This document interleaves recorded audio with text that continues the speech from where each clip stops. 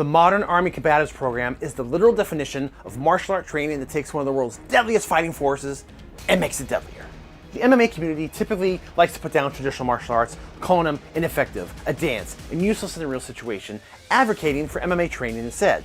However, the counterpoints to these remarks are usually, well, MMA is just a sport with supervised one-on-one battles in a controlled ring. Well, guess what? That is correct. It is a sport. Can it be used for self-defense? Oh, absolutely. But there are some missing elements that could get an athlete killed in a real altercation. You want to see what real MMA looks like outside the ring in a life or death situation? Good.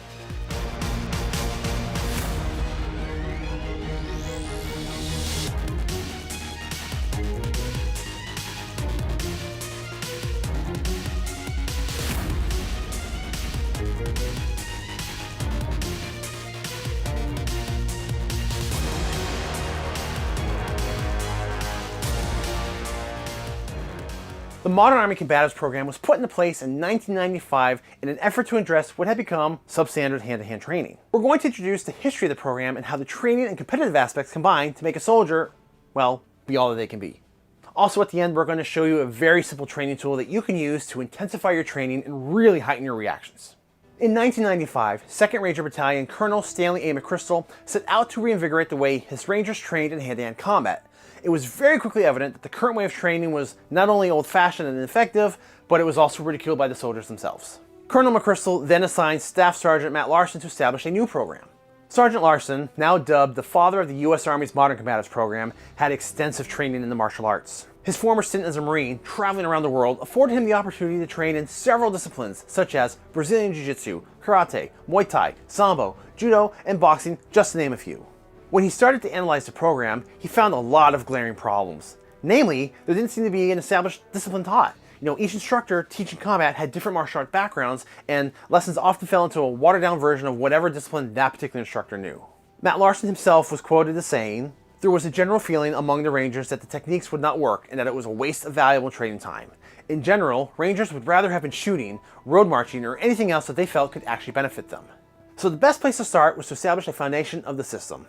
Larson and his committee originally considered Sambo as it had a great base of stand-up striking mixed with grappling. However, there was a lack of qualified Sambo instructors. Larson then decided, on the recommendation of Vietnam-era Ranger and University of Minnesota wrestling head coach Jay Robinson, that Brazilian Jiu-Jitsu was the way to go. Rory and Royce Gracie were brought in to consult with Larson, and it was clear that BJJ offered the flexibility, the sensible learning curve, and the effectiveness needed for the system. As described by Robinson, "I remember the Gracies came up and we had a class with them. Royce Gracie, he was the first guy. He had 30 guys from the battalion and he went down that row and he beat each dude individually in a row. No breaks, and he was barely breaking a sweat by the end. He was choking dudes out, arm bars, leg bars, you name it. He was throwing it on these guys. He was just destroying these guys, and then he was like, okay, now let me show you how I did it." And that is what started the Combatives program for the Ranger Battalion. With BJJ as the foundation, Larson continued to develop the program by bringing in what he called feeder arts. This included wrestling, Muay Thai, boxing, judo, sambo, eskrima, and other weapon and striking arts. Everything that could be added to give a soldier a full-rounded and a purely mixed martial arts system that could be used in real close-quarter combat. And with that, the modern Army Combatives program was born. Hey guys, don't forget to pick up your own Colors of Combat t-shirt. We've got a brand new collection, 22 designs over multiple different martial arts. That way you guys can wear your art with pride. So get your own now. Check out the link in the description, artofwindojo.com/store. Now here's where the approach gets interesting. Training in the martial arts in the Army is not about the actual martial arts. It's about the setting, the reaction, and control. Literally, the most important things taught here are the exact scenarios missing for making UFC-style MMA a complete self-defense solution. There are 4 levels to the program, and training focuses on the context of war. In modern-day warfare, the context includes a lot of urban combat, building sweeps, and close-quarter confrontations. This means that today's soldier has a higher likelihood of hand-to-hand combat. Even with tactical weapons and armor, a soldier that isn't ready to respond is at risk for serious injury. The most important thing about the Combatives program, said Sergeant First Class Carl Lawler, is that it teaches soldiers to have the willingness to close the distance with the enemy. We can shoot guys from 3 meters away, but once we get man-on-man contact, some guys get lost as to what to do there. Training is about subduing a threat as quickly as possible. It's not always about killing the enemy, but controlling them until help arrives. The Army's mantra on this is a truth bomb in the world of self-defense. Rule number 1 on who wins is the guy whose friend shows up with the gun first. So that leads up to the first levels of training, which is basically to break any apprehension a soldier may experience and to teach them to be proactive even while taking punishment. Level 1 is a 40-hour or a week-long course, and the soldier is taught basic jiu-jitsu moves. The entire purpose of this level is to break hesitation habits. A lot of new recruits have never been in a real fight before, and they don't have the experience of reacting to being hit. Someone who gets hit for the very first time may want to turn and run away, and in combat, that can spell the difference between life and death. So in order to pass this level, the soldier has to achieve the clinch. They have to defend themselves against an instructor wearing boxing gloves and comes in swinging, and they have to endure 4 rounds of this, getting hit in the face and the body, with intensity and contact increasing in each round. The kicker? The soldier can't hit back. No striking. It's all about breaking hesitation and taking control. In order to complete each round, the soldier must weather the storm and place the instructor in one of 4 clinches: the rear clinch, the modified seatbelt clinch position, double underhooks with body lock, and the wall, in which soldiers control their opponents up against the wall with 1 underhook in. It's a small taste of what real hand-to-hand combat would be like in real life. Level 2 operates at a higher intensity, involves more rolling, introduces trainees into competition, and implements the 2-on-1 drill. The 2-on-1 drill teaches soldiers to work together. The 2 trainees work together in a simulation to subdue and control an enemy combatant. The enemy then lashes out and attacks until he's put into a position of restraint and submits. It builds crucial tactical teamwork. Level 2 also includes a bracket-style tournament day for soldiers to engage in the competitive structure. Think about that. Soldiers can go from knowing no combat skills to competing in less than 3 weeks. On the last day of Level 2, combative students get to wear high-impact blower suits and start fighting with Kali sticks and other weapons to prepare them for Level 3. Levels 3 and 4 are more rigorous, and they prepare the students to become instructors themselves.